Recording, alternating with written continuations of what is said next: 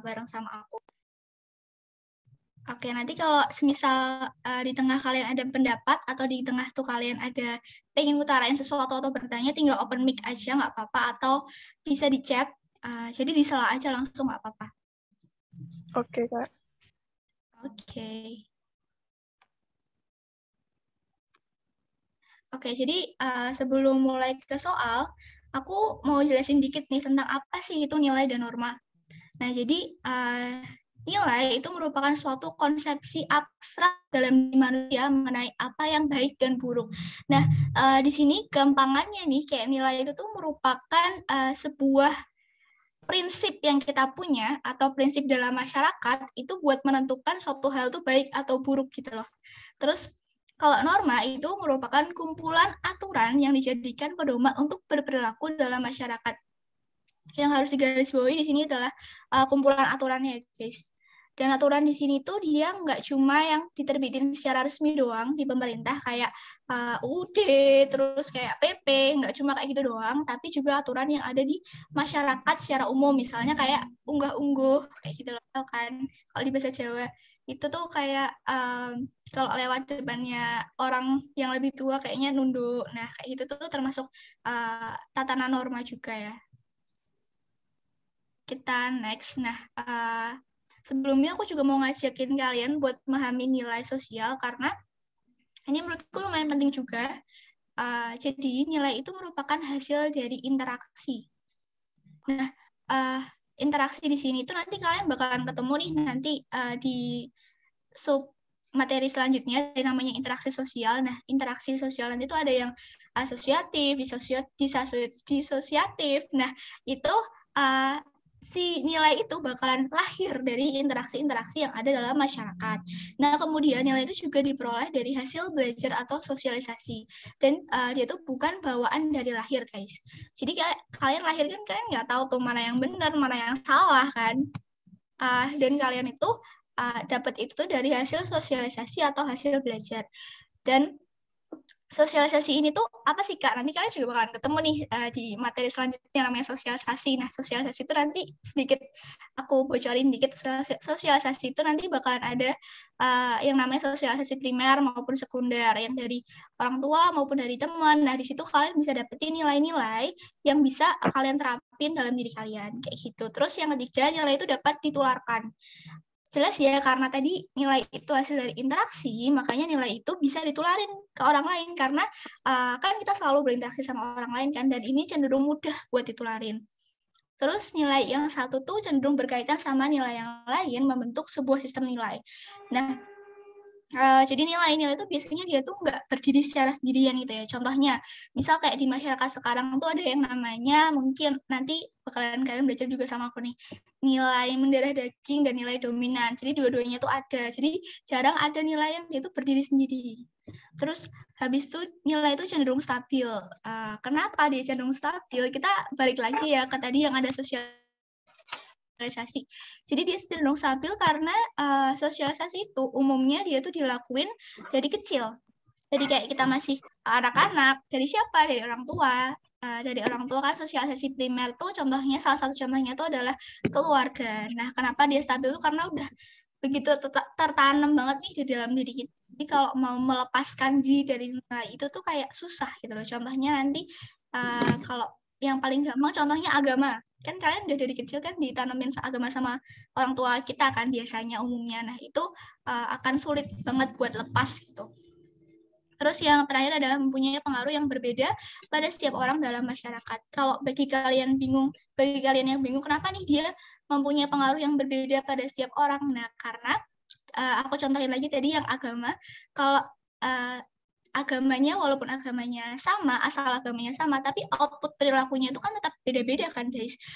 Tergantung orangnya dan gimana dia menginterpretasikan ajaran dalam agama tersebut. Oke, next, kayak udah kelamaan deh guys materinya.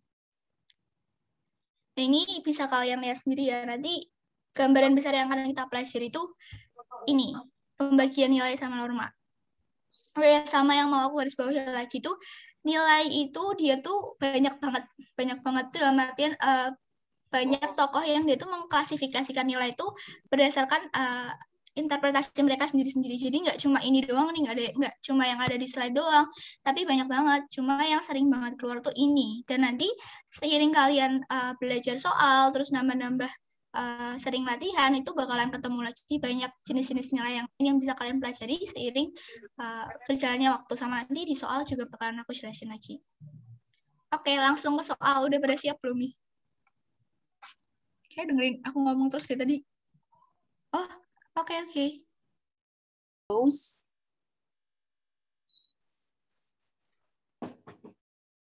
Nah, sekarang kalian udah bisa milih kelas belum? Nih. Udah. Oke, langsung masuk aja ya. Yang udah bisa milih langsung masuk aja. Langsung masuk ke kelasnya masing-masing.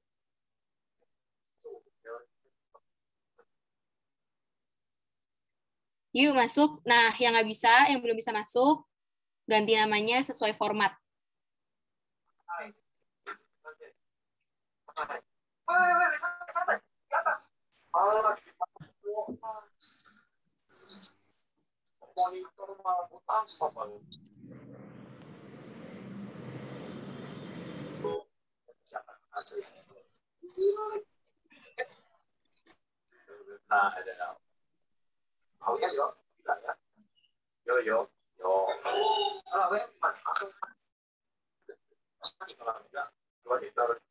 Kak, ini masuknya lewat mana, Kak?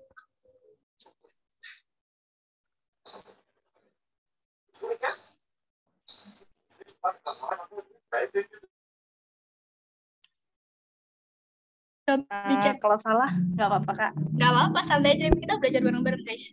Santai. D, Kak. Menurut aku D. D, terus yang lain.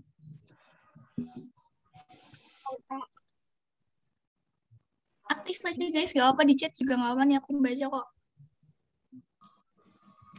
A. B sih. A. B. Aku A, Kak. A, Kak. B. Oke, banyak yang jawab A. Oke. Kita reveal jawabannya. Tada, jawabannya adalah D. Tadi ada yang jawab D yang pertama ya nggak sih? Ada yang pertama jawab D. Aku. Sip. Kita bahas ya guys, nggak apa-apa, santai aja. Nah, tadi seperti yang udah aku bilang di awal, kalau nilai itu merupakan konsepsi abstrak dalam diri manusia mengenai apa yang dianggap buruk dan baik. Berarti kalau kita balik ke sini, yang pertanyaan, alasannya benar ya guys? Sesuai kan? Merupakan konsepsi abstrak dalam diri manusia mengenai apa yang dianggap buruk dan baik. Tapi yang bikin salah itu adalah si pernyataan tadi. Ibu masang foto suaminya. Bisa di mute dulu, ada yang. Oke. Nah, ini ada hubungan kita yang perlu kita pelajari di sini adalah hubungan antara nilai sama norma. Apa sih hubungannya nilai sama norma itu? Nah, ini kalian bisa lihat nih. Nilai, kalian kan tadi udah tahu nih kalau nilai itu di sini merupakan konsepsi abstrak. Aku highlight dulu, guys. Yang perlu kalian garis bawah di sini tuh nilai itu merupakan konsepsi abstrak pada diri manusia mengenai apa yang dianggap buruk dan baik. Intinya kan tadi persepsi ya, persepsi. Intinya kan tadi adalah seperti prinsip untuk menentukan suatu hal itu buruk atau baik gitu kan. Nah, sementara norma itu merupakan kumpulan aturannya. Nah, si nilai, ini kita lihat ke bagian bawah. Si nilai ini, itu dia tuh merupakan dasar pembentuk sebuah norma. Kenapa bisa kayak gitu? Nah, ketika kita itu udah punya yang namanya tadi prinsip untuk menentukan apa yang baik dan buruk, nah prinsip itu ketika dikembangkan itu bisa berkembang menjadi kumpulan aturan yang bisa dijadikan pedoman. Jadi prinsip tadi itu kalau berkembang tuh dia bisa dijadikan sebuah pedoman untuk berperilaku dalam masyarakat. Sementara norma itu merupakan sesuatu atau dasar untuk mempertahankan atau melestarikan nilai. Kenapa bisa kayak gitu? Kan tadi udah aku jelasin kan. Norma itu dia itu berasal dari nilai, dasarannya itu dia nilai itu bakalan berkembang menjadi norma. Nah, ketika si normanya ini dia itu bisa bertahan atau dia itu lestari di dalam masyarakat, maka otomatis nilai yang ada di dalam normanya itu dia bakalan juga lestari dalam masyarakat. Makanya kenapa si norma itu dia itu merupakan dasar untuk mempertahankan atau melestarikan nilai. Nah, tapi si nilainya ini dia itu merupakan dasar pembentuknya. Udah jelas belum ya? Atau ada yang mau nanya?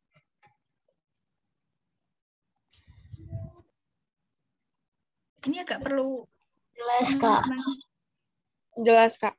Oke, jadi udah sepakat ya. Jadi kalau misalnya yang nomor 1 salah karena ini di sini kebalik. Yang benar itu adalah norma itu merupakan dasar pembentuknya nilai. Jadi kayak kebalik gitu loh, guys. Oke. Aku next ya. Kalau ada yang kurang paham langsung bilang aja gitu. Nah, soal nomor 2. Berikut ini yang tidak termasuk ciri dari nilai apa? Ada yang mau jawab? Cat atau ngomong langsung? Bukan, Kak. Ada yang jawab E? Ada lagi? E. Ada yang jawab E lagi? Mungkin ada yang lain, ada yang lain nggak? A. Ada yang A, ada yang B di komen. A. Ada yang A. Udah? Aku tunggu ini. C, Kak. C. Aku hitung sampai 10 ya. 1, 2, 3, 4, 5, 7, 8, 9, 10. Udah. Kayaknya udah nggak ada yang mau jawab si E, C. Oke. Oke. Selamat buat yang menjawab. Wait, guys. Jawabannya C. Jawabannya C. Aku bakalan bahas satu-satu dari opsinya. Aku next dulu ya. Nah, jadi ada ciri nilai menurut Adrian dalam LDM Setiadi dan Usman Kolib. Jadi di sini, seperti yang udah dibahas di depan, sebenarnya yang tadi di depan udah harusnya rada kebayang gitu ya guys. Kalau nilai itu merupakan umum dan abstrak. Umum dan abstrak, maksudnya umum itu adalah ketika nilai itu udah ada dalam satuan tatanan masyarakat, dia itu bakalan dianut atau bukan bakalan dianut, nilai itu kayak ngenain seluruh anggota dalam tatanan masyarakat. Makanya kenapa dia sifatnya umum. Terus abstrak itu maksudnya kayak dia tidak berwujud gitu loh guys. Jadi kayak nggak bisa kamu pegang, nggak bisa kamu rasain, tapi dia tuh nyata ada dalam masyarakat. Ini kayak tadi seperti yang udah aku bilang ya, kan tadi ada pengertian dari nilai kan. Nilai itu merupakan konsepsi abstrak. Konsepsi abstrak. Ini dari sini aja udah bisa ngelihat nih ciri-ciri nilainya. Nah, di sini berarti yang konsepsi abstrak, terus habis itu ada konsepsional. Tadi kan udah penjelasannya konsepsi abstrak. Konsepsional tuh maksudnya dia tuh berkonsep atau dia tuh dapat dari sebuah gagasan atau ide gitu loh, dan dia tuh berkonsep. Terus habis itu yang ketiga mengandung kualitas moral. Jelas ya, kalau misal si nilai itu dalam masyarakat tuh pasti dia mengandung kualitas moral. Terus tidak selamanya realistik. Nah, tadi di sini kan yang C kan, karena ini jawaban ini tidak. Berikutnya yang tidak termasuk nilai adalah yang C. Harusnya nilai itu tidak selamanya realistik. Ada yang tahu nggak nih kenapa dia tuh nggak selamanya realistik? Aku langsung jelasin aja ya. Jadi kenapa dia tuh nggak selamanya realistik? Karena mungkin aku kasih contoh. Kayak nilai yang dianut sama misalnya daerah di pedalaman atau misalnya suku Baduy atau mungkin daerah-daerah pedalaman yang lain yang nggak kesentuh sama manusia, itu mereka kan tetap punya nilai kan. Nah, nilai yang mereka anut itu nggak realistik atau nggak real atau nggak nyata gitu loh. Tapi pasti kan mereka tetap punya nilai kan, dan yang mereka anut, tatanan sistem yang mereka anut itu kan pasti norma. Nah, di dalam norma itu pasti tetap ada nilai. Nah, berarti kan yang mereka anut di sana tuh tetap disebut nilai gitu loh. Walaupun yang mereka anut itu nggak realistik gitu ya. Terus habis itu yang keempat, dalam situasi masyarakat yang nyata, nilai bersifat campuran. Yang kayak tadi udah dibahas di depan, nilai itu jarang banget yang dia tuh bisa berdiri sendiri. Makanya nilai itu biasanya tuh ada sistem tatanan nilai gitu. Dia ada nggak cuma satu nilai, tapi ada banyak nilai yang jadi satu gitu. Dan kadang-kala itu nilai satu sama yang lainnya tuh tumpang tindih. Terus yang terakhir adalah cenderung bersifat stabil dan juga sukar dirubah. Kayak yang tadi aku bilang di awal, karena nilai itu dia itu diterapkannya itu udah dari orang itu kecil, dari dia anak-anak. Contohnya kayak nilai yang berkaitan sama kerohanian atau agama, itu kan dia udah diterapin dari kecil kan, jadi susah banget gitu loh buat berubah. Makanya dia di sini cenderung bersifat stabil. Kayak gitu guys. Jadi tadi udah dapat alasannya yang jawab A, B, D, E. Oke, aku next. Nomor 3. Ninda menggunakan sepeda motor untuk pergi bekerja. Sepeda motor bagi Ninda memiliki nilai Material. Material. material. Ada yang lain? Oke, aku next Iya, ya. Kak, material. Oke, aku next. Jawabannya adalah yang C. Nggak apa, kita belajar bareng-bareng, guys. Aku kalau semisal kurang jelas tinggal ngomong aja ya. Aku bakalan ajarin bismillah pelan-pelan, insya Allah. Nah, di sini nilai itu menurutnya Notonegoro, seperti yang kita bisa lihat di mind map-nya tadi kan, menurutnya Notonegoro itu, si nilai itu dibagi jadi 3. Nah, ini sekarang kita ngebahas si nilai dari Notonegoro. Nah, nilai terbagi menjadi 3 itu ada nilai material, nilai vital, sama nilai kerohanian. Nah, nanti nilai kerohanian masih dibagi lagi jadi 4. Nah, tapi kita bahas dari awal dulu nilai material. Apa sih itu nilai material? Nilai material itu nilai yang konkret, yaitu berguna bagi fisik manusia. Contohnya sandang, pangan, papan. Kalau mau aku contohin secara lebih spesifik, misalnya rumah. Rumah itu memiliki nilai material bagi keluarga, misalnya. Nah, material itu cuma berguna bagi fisik doang, bagi fisiknya manusia. Ya contohnya sandang, pangan, papan tadi. Terus kalau nilai vital, vital itu dia berguna bagi aktivitas manusia.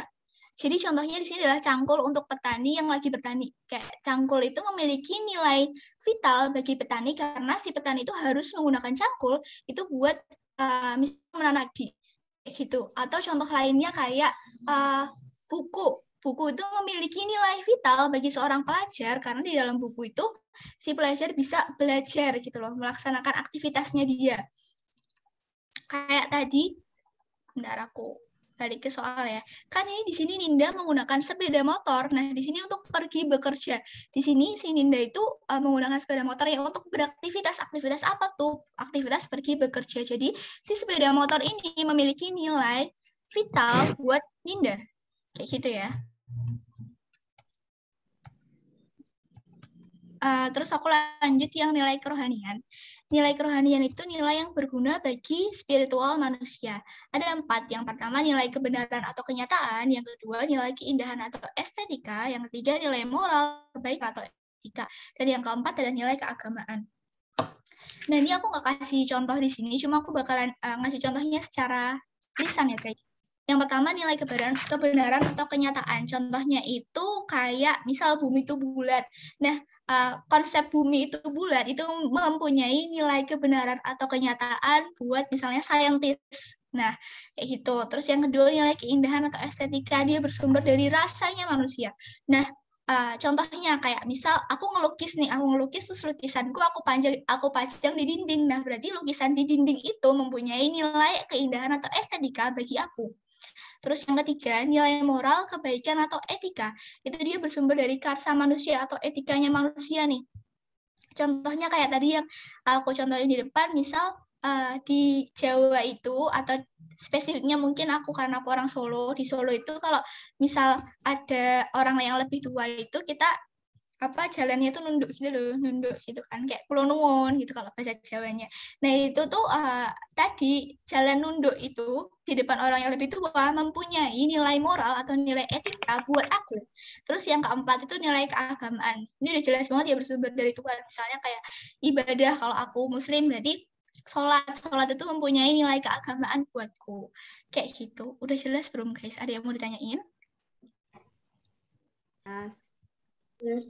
Jelas, Kak. Oke. Terus yang keempat, Bapak Jono berusaha dengan keras menafkahi keluarganya walaupun dia memiliki kekurangan fisik. Nilai yang dianut oleh Bapak Jono adalah apa guys? Instrumental C. C. Dominan A.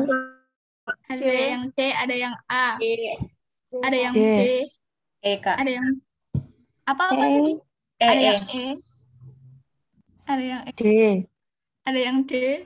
Ini kayak semua disebutin ya tadi. Ya.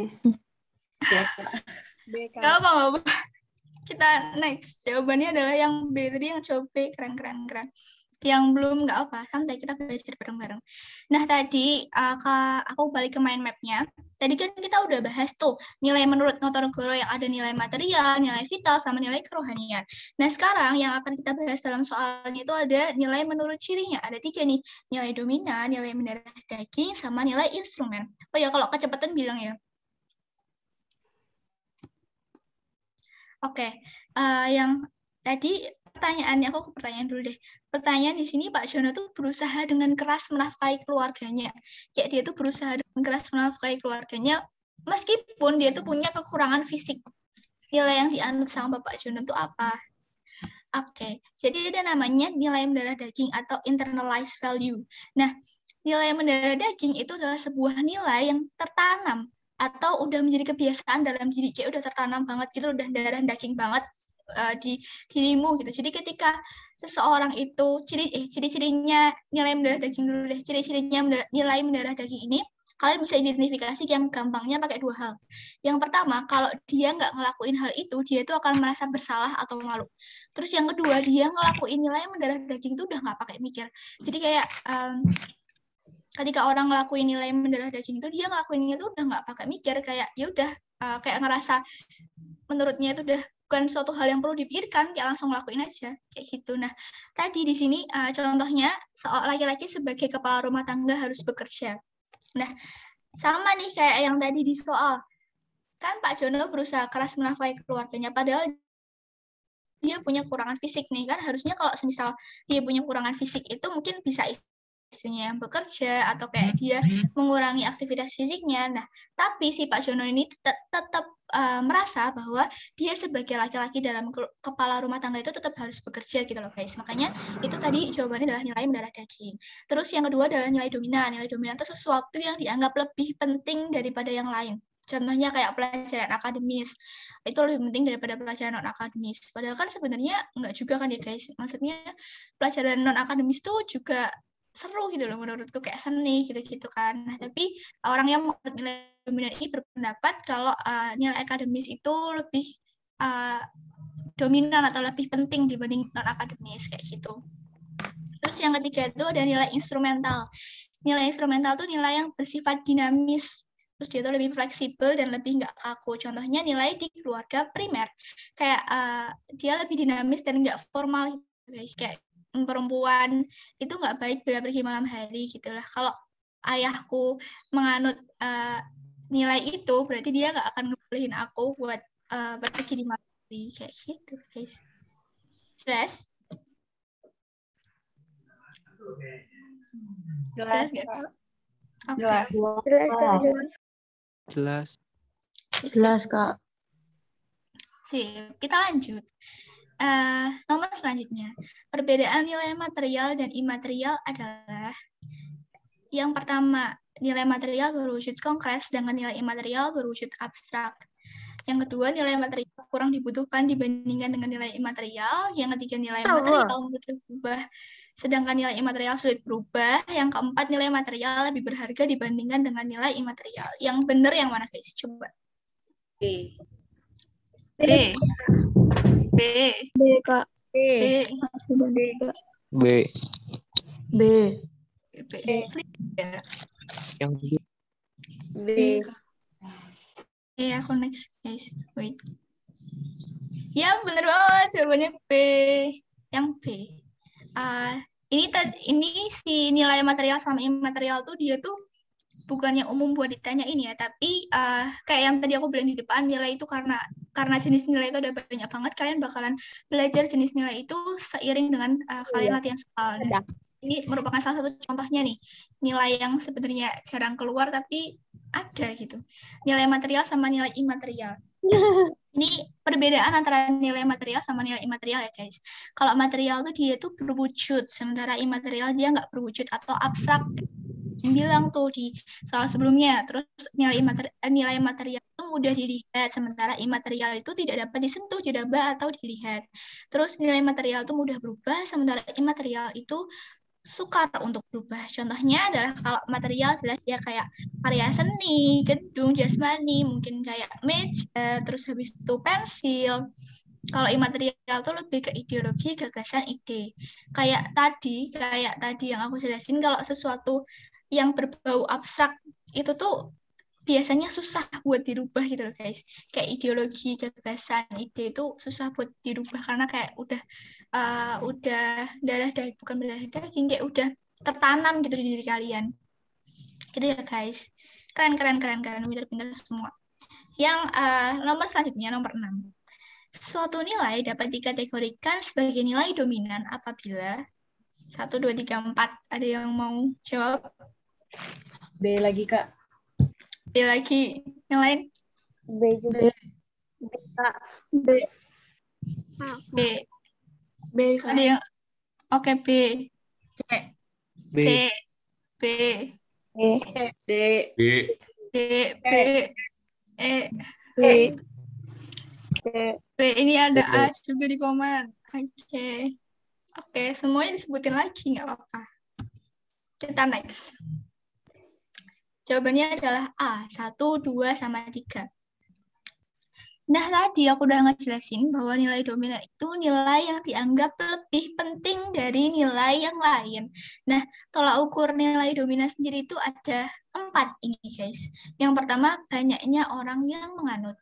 Terus, berapa lama sih nilai itu dianut? Terus, yang ketiga, tinggi rendahnya usaha orang untuk dapetin nilai tersebut. Jadi, kalau orang itu berusaha dengan tinggi gitu, usahanya tuh tinggi untuk menganut nilai dominan, makanya untuk menganut sebuah nilai itu, makanya nilai itu bisa disebut sebagai nilai dominan. Kalau usahanya rendah, maka nilai itu belum bisa disebut sebagai nilai dominan. Terus yang keempat adalah prestis orang-orang yang menggunakan nilai tersebut. Nah, tadi kan udah aku dicontohin di awal tuh, contohnya kayak misal pelajaran akademik lebih dominan ketimbang, memiliki nilai yang lebih dominan ketimbang pelajaran akademik. Nah, nilai dominan yang lain contohnya kayak apa aja, Kak? Nah, ini aku kasih contoh sedikit di bawah, sedikit lebih banyak gitu. Yang pertama ada umat muslim yang wajib menjalankan ibadah sholat, ibadah puasa di bulan Ramadan, dan naik haji bagi yang berkecukupan. Ini kalian bisa, dari contoh yang pertama nih, kalian bisa coba ngechecklist dari tolak ukur di atas nih. Kan kayak ibadah sholat, puasa, terus naik haji itu banyak yang menganut bagi orang muslim.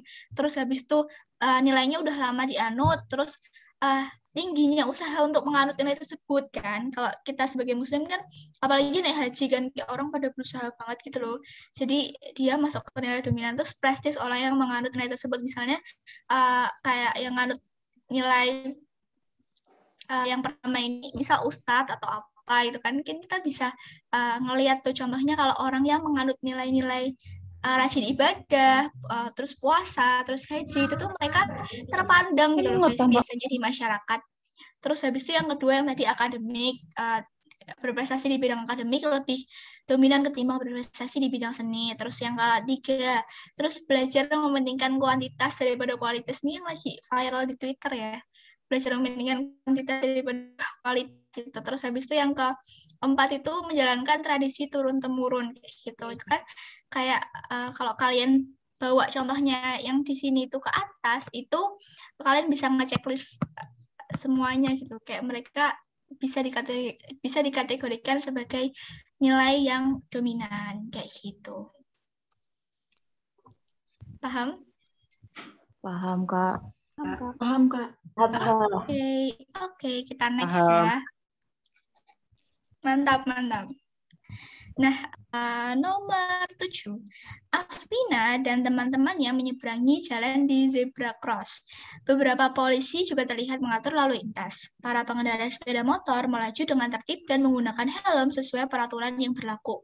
Ilustrasi tersebut menggambarkan bentuk pelaksanaan norma Hukum.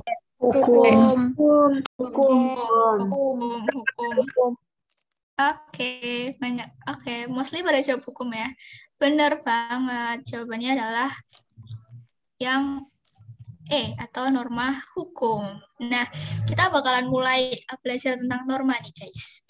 norma itu dia secara umum dia tuh dibagi jadi berdasarkan daya ikatnya sama berdasarkan sumbernya. Nah, kita yang pertama bakalan belajar dulu berdasarkan daya ikatnya nih. Wait, aku nextin dulu semua. Oke. Jadi berdasarkan daya ikatnya itu ada namanya norma usage atau norma cara.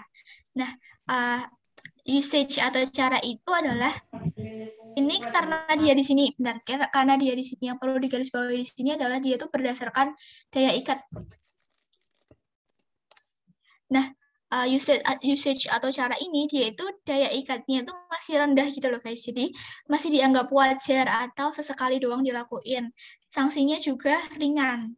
Contohnya sanksi yang bakal biasanya orang dapetin ketika dia ngelanggar norma usage itu adalah makan harus pakai tangan kanan. Kan biasanya kayak dicela, nggak dicela juga sih, kayak diingetin dengan baik-baik, oh jangan lupa makannya pakai tangan kiri gitu kan, kayak masih sesekali dan normanya itu ringan gitu loh guys, masih dianggap wajar gitu. Terus habis itu yang kedua tuh folkways atau kebiasaan.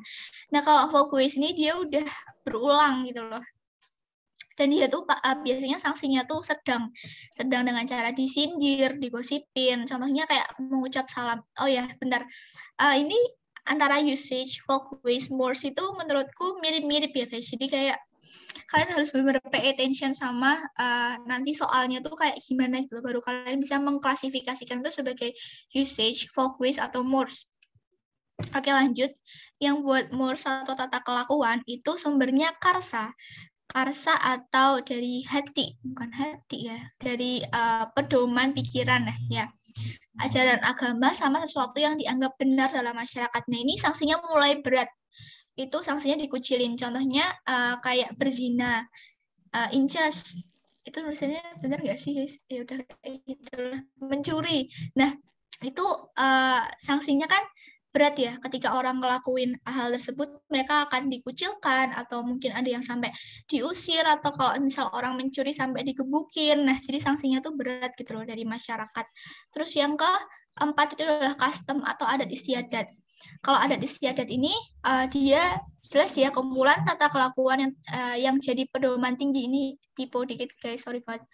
Pedoman tinggi dalam masyarakat. Sanksinya dia keras dan sesuai adat. Contohnya misalnya kalau ada yang melanggar hukum adat gitu, kayak kan ada tuh Baduy dalam sama Baduy luar. Nah kalau orang Baduy dalam melanggar adatnya mereka kan dikeluarkan misalnya ke Baduy luar. Nah kayak gitu. Jadi kayak sanksinya dia itu keras sesuai adat dan sesuai sama kebijakan masing-masing adatnya gitu. Terus habis itu yang keempat itu, yang kelima itu ada law atau hukum. Nah ini aturan formal yang ditetapkan suatu lembaga resmi dan sanksinya dia keras dan juga memaksa. Contohnya melanggar lalu lintas. Nah perlu ditengahin juga nih guys, kalau di sini karena law atau hukum ini dia tuh aturan yang formal dan ditetapkan suatu lembaga resmi. Jadi dia tuh nggak selamanya tuh melulu soal pemerintah kayak PP, UUD, Perpres gitu, kayak nggak cuma peraturan yang dari pemerintah doang, tapi peraturan yang dikeluarin sama lembaga-lembaga resmi di Indonesia misalnya, atau di luar negeri misalnya, kayak mungkin dikeluarin sama MUI, dikeluarin sama misalnya Kemenhub, kayak itu termasuk hukum juga ya. Nah, selanjutnya itu yang dibagi berdasarkan sumbernya. Nah, ini juga normanya tuh mirip-mirip gitu menurutku. Yang bagian kesusilaan, kesopanan, sama kebiasaan itu mirip-mirip banget sih. Kalau kita bahas dari awal, kalau berdasarkan sumber tuh agama jelas ya, bersumber dari Tuhan, contohnya ibadah. Terus kesusilaan tuh dia bersumber dari hati nurani. Ini T-nya kedabelan, sorry banget. Tidak bersumber dari hati nurani, contohnya kayak kita nggak ciuman di depan umum, terus kita nggak mencontek, sorry. Itu dia termasuk menerapkan norma kesusilaan gitu, ketika dia nggak mencontek, dia nggak berciuman di depan umum. Terus yang ketiga tuh kesopanan tuh sumbernya adat sama budaya yang ada di masyarakat, contohnya ngetuk pintu dulu tuh sebelum masuk rumah, terus atau mungkin kayak contohnya yang tadi salam sebelum masuk rumah, kayak gitu kan merupakan sebuah aplikasi dari norma kesopanan gitu. Terus yang keempat itu kebiasaan. Kebiasaan itu bersumber dari sesuatu yang dianggap umum dalam masyarakat. Contohnya kayak ngebawa oleh-oleh gitu kan. Itu kayak norma simple, tapi kalau kamu nggak ngebawa oleh-oleh, biasanya dirasani nggak sih? Kayak apalagi kalau sama teman dekat atau keluarga gitu kan. Jadi biasanya membawa oleh-oleh itu bisa dimasukin ke dalam aplikasi dari norma kebiasaan. Terus yang kelima itu ada hukum. Hukum sama kayak tadi berdasarkan daya ikatnya ada hukum juga ya guys di sini.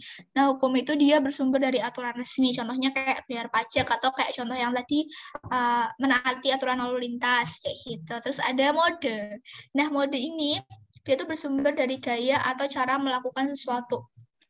Ketika seseorang itu dia itu nggak menerapkan atau nggak melakukan norma mode di dalam suatu masyarakat, dia itu akan dianggap aneh gitu loh guys. Contohnya, misal di dalam suatu masyarakat itu dia menganut norma kayak pakai traktor saat bajak sawah, terus tiba-tiba ada yang kayak masih pakai apa sih kebo bahasanya, yaitu kayak buat bajak sawah tuh kan orang lain yang ada dalam tataran masyarakat tersebut kayak ngerasa itu adalah suatu hal yang aneh gitu loh. Atau contoh lainnya kayak misal masak nasi pakai rice cooker sama masak nasi masih pakai tungku kayak gitu. Nah, kalau dia nggak mengikuti norma yang ada dalam masyarakat nih, itu bakalan dianggap aneh sama masyarakat yang ada dalam bakalan dianggap aneh sama warga yang ada dalam masyarakat tersebut kayak gitu. Next, nomor 8. Aku banyak ngomong kecepatan nggak sih guys? Kecepatan Kak, mau nanya. Oke, monggo. Silahkan. Kak, kalau misalnya manggil nama orang yang lebih tua dengan nama biasa gitu, kayak nggak pakai bang, itu kalau di bagian ikatnya itu, daya ikatnya itu masuk kemana ya Kak kira-kira? Soalnya kadang keluar yang kayak gitu. Oh, manggilnya nggak sesuai sama ini ya, berdasarkan daya ikatnya. Manggilnya nggak sesuai. Kayak nggak manggil bang, Kak gitu. Nah, manggil nama aja gitu. Kira-kira masuk mana? Menurutku, kalau aku pribadi sih, menurutku lebih masuk ke usage nggak sih? Karena kalau misal nggak pakai bang atau nggak pakai mbak itu kan kayak biasanya orang tuh ngelakuinnya cuma sesekali doang kan, dan dia tuh juga kayak kita tuh nggak apa ya, nggak marahinnya sampai kayak ngusir, nggak sampai kayak gimana, cuma biasanya kayak kita cuma ngingetin yang sopan dong manggilnya kayak gitu. Tapi kalau misal itu sebenarnya bisa berubah lagi jadi folk way sih kalau dia udah dilakukan secara berulang kayak gitu. Mungkin soalnya ada tambahan lagi nggak selain kayak cuma bilang. Nggak tahu Kak, lupa. Tahu gue kayak gitu sih. Oke, mungkin nanti kalau kamu ketemu lagi bisa nge-foto terus dikasih ke aku ya. Nggak masalah, nanti nanya di luar kelas aja. Kalau menurutku tergantung sama soalnya sih. Dia kalau misal kayak baru sekali terus dia sanksinya masih ringan tuh masuknya ke usage. Cuma kalau udah dia dilakukan secara berulang kayak udah kebiasaan terus udah kayak ngeyel gitu loh, diingetin tuh ngeyel gitu. Nah, itu bisa masuk ke folkways kayak gitu. Oke Kak, makasih. Oke. Oke, nomor 8. Seseorang ketahuan melakukan tindakan zina dan viral di media sosial sehingga dicemooh dan dikucilkan oleh masyarakat sekitar. Ia telah melanggar norma. Ini udah dibahas.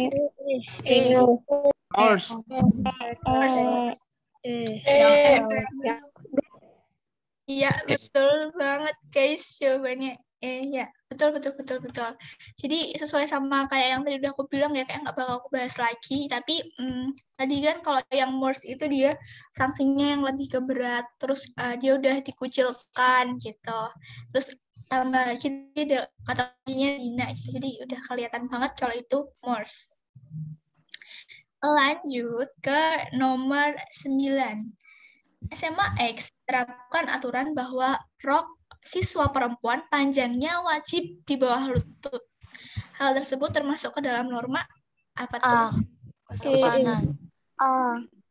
Ada yang C. ada yang E, C. ada yang C, ada yang C, ada yang A. Ada yang C, ada yang E. B, A, A, D. D. E. Iya, kayak bentar, ini kayak yang aku bilang tadi ya, kalau udah bicarain tentang nilai dan norma itu emang tipis-tipis gitu loh perbedaannya. Jadi emang harus dicermatin banget.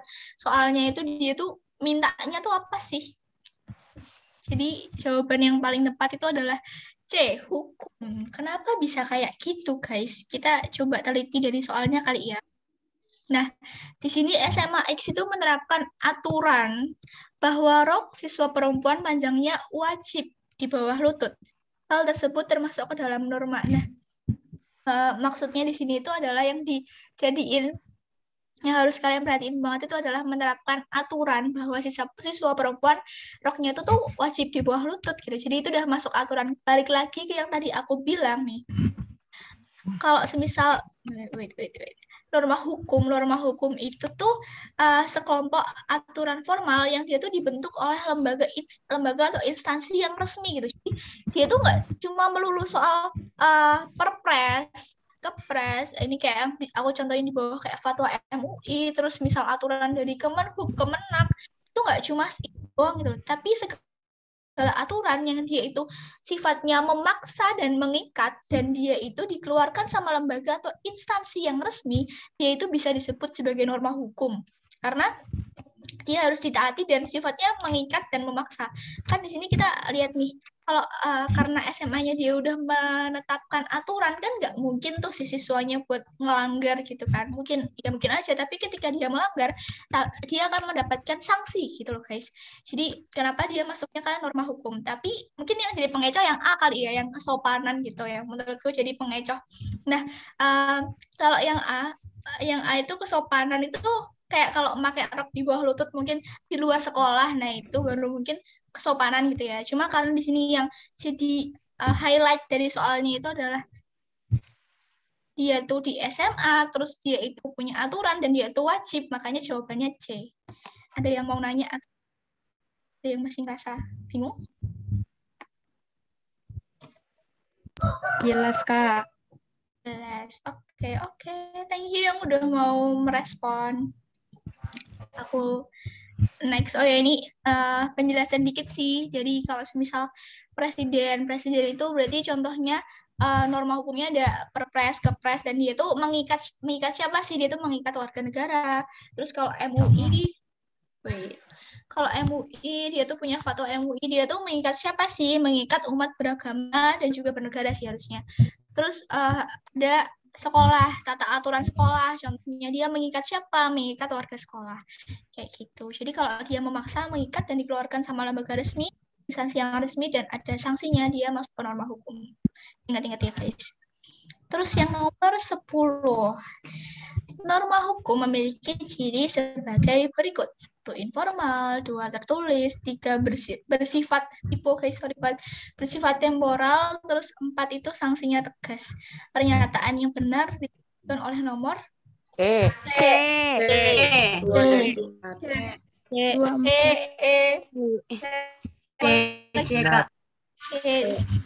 dan 4.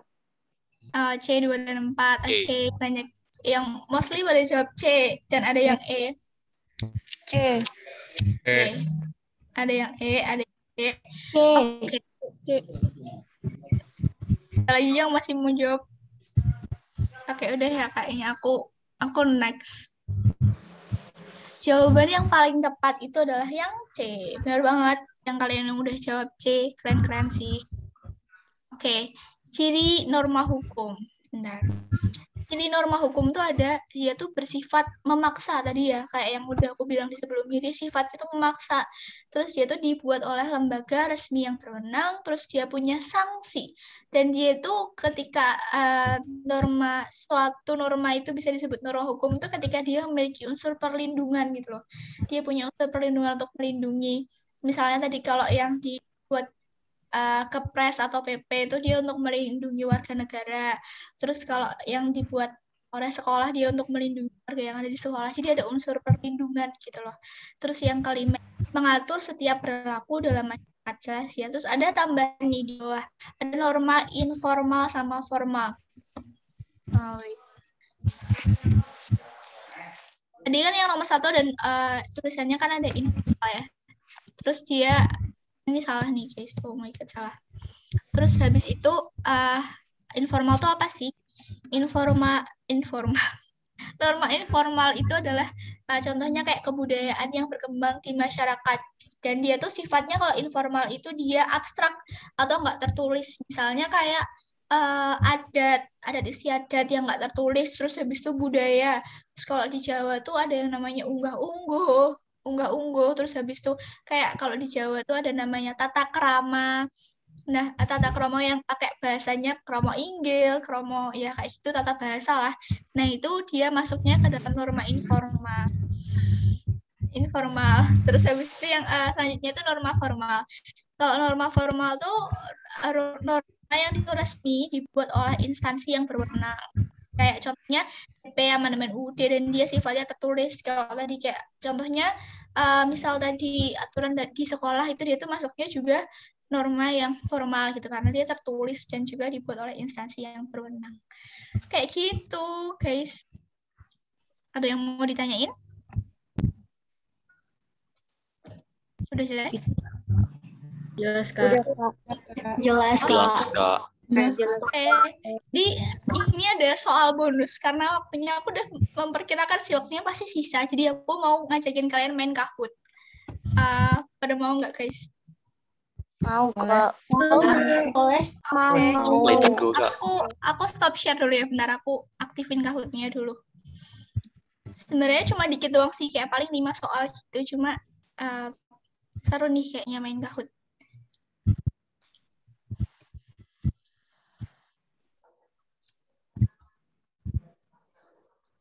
Sebentar ya, guys. Ya Allah. Mungkin sambil nungguin kalian ada yang mau nanya-nanya gitu nggak? Atau apa kayak ngomong apa gitu?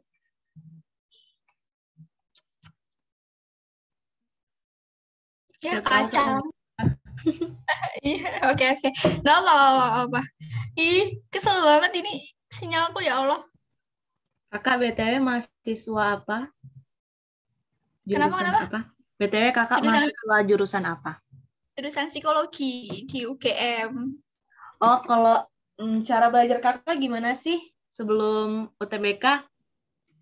Cara belajar, karena aku tadi linjur ya, aku udah ngomong di depan aku linjur. Jadi cara belajarku tuh aku belajar materi, terus habis itu materi soal, terus udah selesai baru aku lanjut ke soal-soal yang umum gitu, yang dia kayak paketan kayak gitu. Tapi tryoutku aku mulai dari awal, jadi kayak walaupun aku baru belajar materi dikit, tapi aku udah mulai tryout sih. Tapi Kakak itu balik ya. pakai buku apa aja?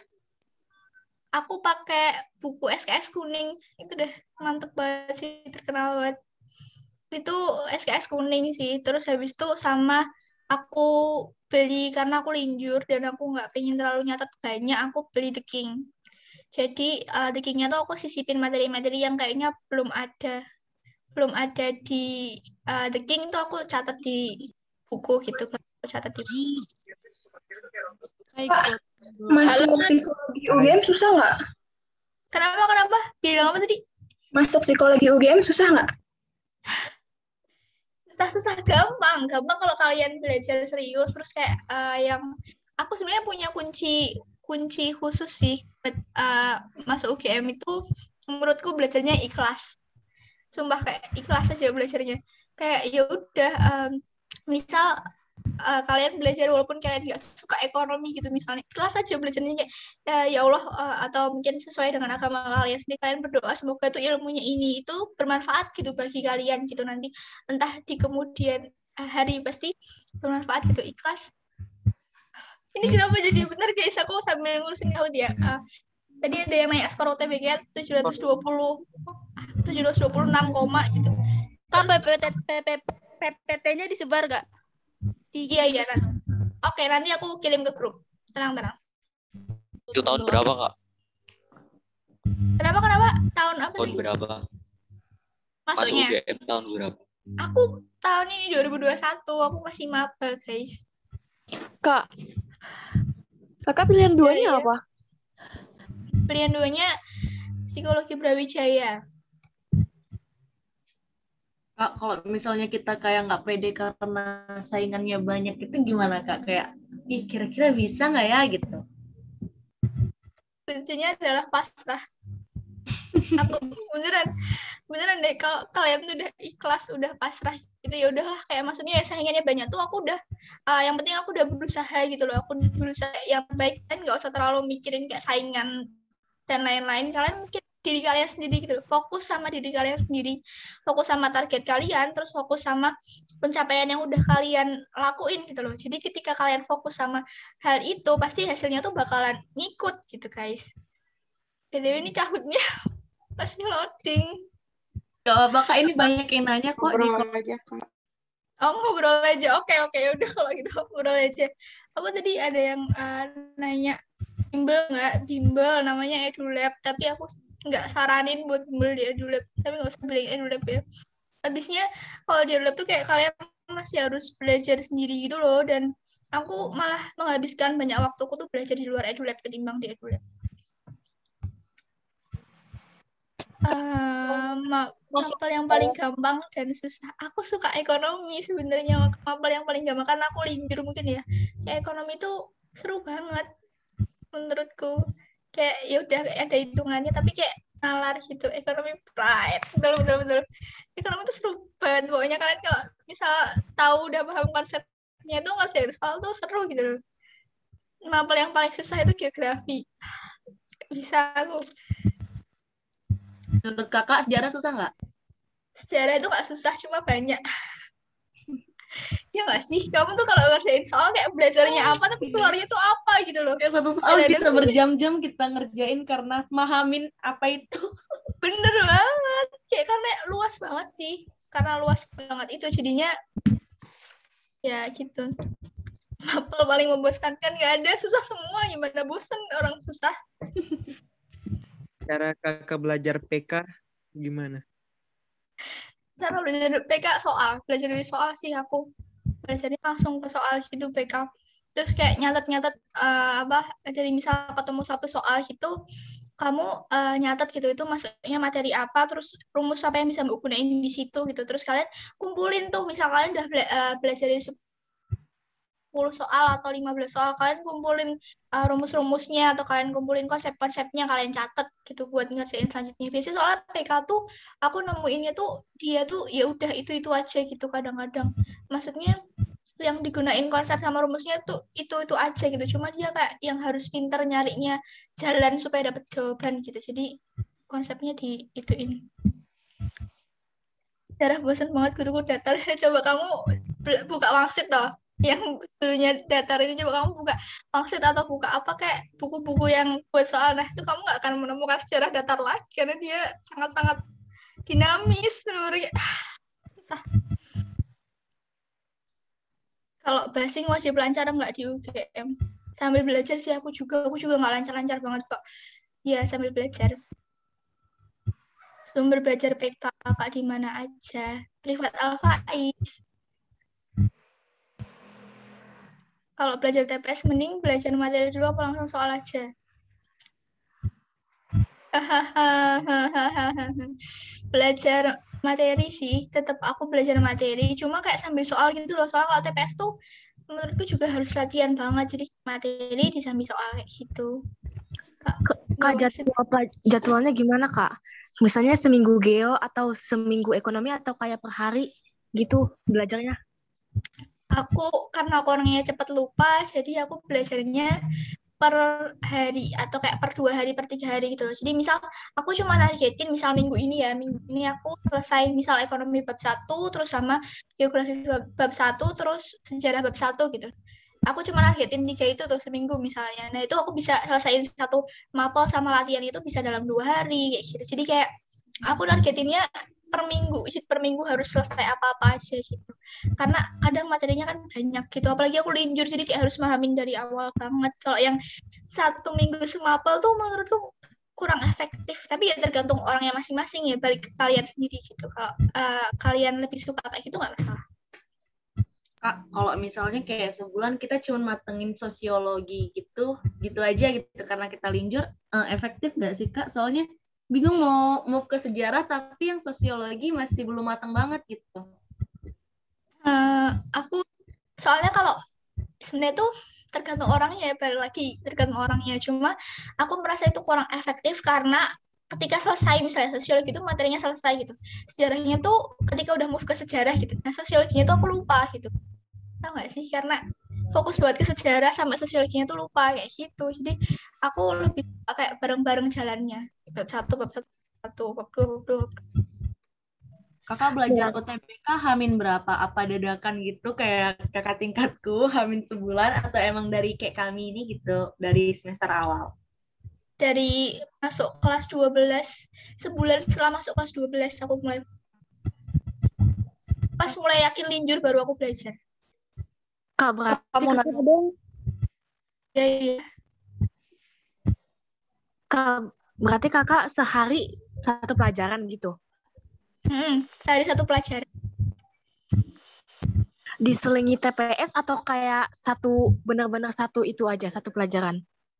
Aku kalau bosen aku ke TPS sih. Kayak tadi aku kan jadwalnya seminggu ya. Misal seminggu tuh kayak TPS 2 kali, misal TPS 2 kali atau 3 kali sama materi. Terus habis itu TKA-nya 3 materi gitu. Nah, seminggu itu aku sesuka aku gitu loh. Jadi sehari itu misal aku geografi nih udah sampai tengah terus kayak udah suntuk banget belajar geografi, aku move ke TPS dulu terus baru aku balik lagi ke geografinya kayak gitu. Jadi yang penting sesuai sama targetku sih kalau aku senyamannya aku gitu. Ini ada yang nanya kenapa linjur. Jujur aku linjur karena aku nggak bisa kimia, terus karena tadi alasannya karena apa namanya ya kan kimia susah banget ya. Aku benci, nggak tahu kenapa benci banget fisika, kimia. Pokoknya nggak tahu kenapa yang ada di IPA itu aku benci. Dan kenapa aku masuk IPA karena sekelas milih IPA pas SMP. Ikut-ikutan itu ya, yang itu ya guys, ya ampun. Tapi aku dulu kaget sih karena SMP tuh kayak masih gampang gitu kan, terus SMA tuh tiba-tiba kayak gitu materinya, terus aku kaget lah, terus kayak gak mau. Ada yang nanya kenapa linjur, oh ya tadi kan udah aku jawab ya, karena itu nggak bisa kimia sama karena aku pengennya psikologi. Nah psikologi itu di Jawa itu yang saintek itu ada 2 doang, UNS sama Unpad. Nah di UNS tuh aku nggak pengen UNS karena aku di Solo kan, aku pengen keluar kota gitu. Nah kalau yang di Unpad tuh kayak bener-bener cuma Unpad doang gitu loh, yang PTN negeri yang di Solo ya, di Solo di Jawa yang dia tuh saintek, dia takut nggak kena gitu loh. Aku nggak punya cadangan lain kan kalau nggak Unpad, karena orang tua aku nggak boleh aku keluar Jawa gitu, terus jadinya aku linjur juga. Kak, sehari belajar berapa jam, Kak? Demi apa nih, maaf ya mengambil jatah anak IPS, ada yang ngomong tadi belajar berapa jam. Aku tergantung sih, yang penting target sih, yang penting nyelesain targetnya itu sih. Kalau sehari kadang-kadang aku jujur aja ya, paling maksimal tuh aku maksimal belajar tuh 4 jam itu udah paling maksimal banget. 4 jam setengah itu udah paling maksimal. Biasanya rata-rata kalau udah menjelang UTBK tuh malah aku kayak cuma 2 jam setengah, 2 jam, 3 jam, aku cuma segitu doang, kayak latihan-latihan, review kayak gitu. Kalau udah mendekati UTBK pas awal-awal baru 4 jam. Aku masih kelas 1 mau masuk sosum, tapi sekolah pilihin saintek tipis biar fokus ke nilai jurusanku, tapi tetap fokus ke linjurnya gitu.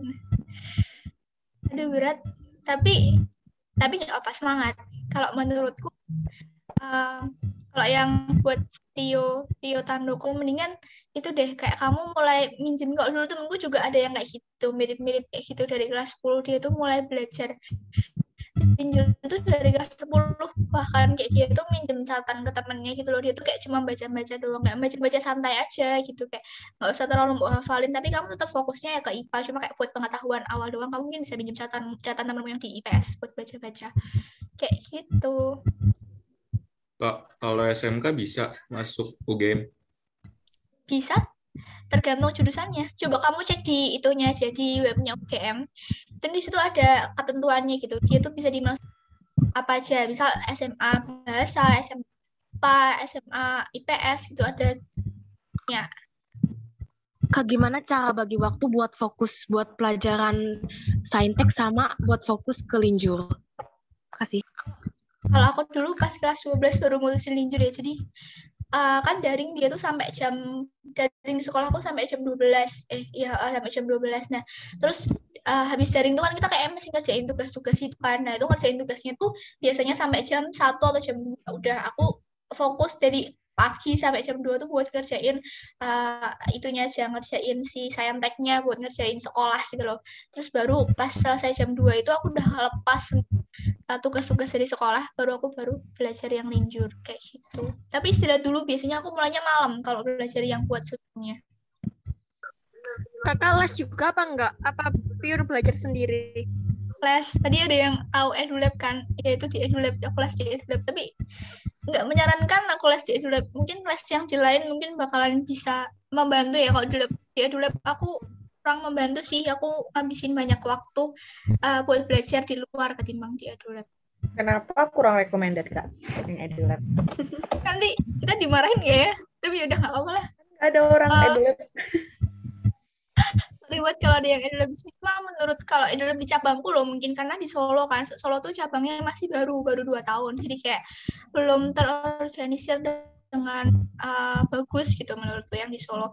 Terus kayak dari menurutku yang paling banget rada aku gak nyaman tuh adalah kualitas soalnya gitu. Kalau kualitas bukunya tuh bagus, cuma kayak kualitas layoutnya, terus abis itu ya kayak gitu lah, kualitas gurunya kalau menurutku juga yang di Solo masih kurang banget. Mungkin di cabang lain yang udah lama, cabang kayak cabang Balikpapan atau cabang Bandung yang udah lama gitu mungkin bagus, cuma kalau buat yang Solo nggak rekomendasi.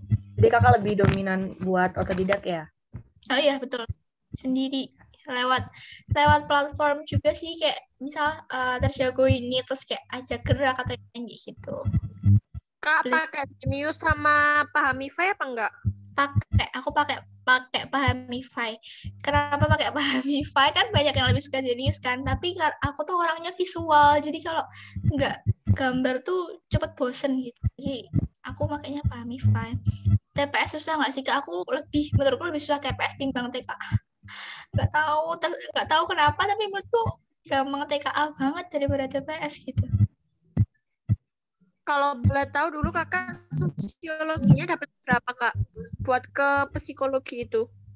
Dapat 700 sekian gitu, tapi aku lupa deh. Tapi nggak sampai atas kok, 705 apa berapa. Nilaiku malah bagusannya ekonomi karena aku suka ekonomi. Tapi lulus. Kayaknya menurutku sih UGM tuh kenapa? Kalau ekonomi kakak berapa nih? 1.000. Pahamify period murah banget. Oh betul Pahamify tuh murah banget. Oke guys, ini kayaknya udah, kalian juga pasti bisa. Semangat. Ini udah lebih dari jam 5:04, malah tadi kelasnya selesainya kayaknya jam jam 15:47. Jadi masih sisa banyak, tapi Kahootku nggak works. Aku minta maaf banget ya. Guys, tadi Kahootnya bener-bener loading banget. Kita mungkin next time bakal buka Kahoot. Oh ya, berarti aku lupa sesuatu. Aku share screen lagi aja deh. Ini terakhir. Sorry banget ya, agak telat.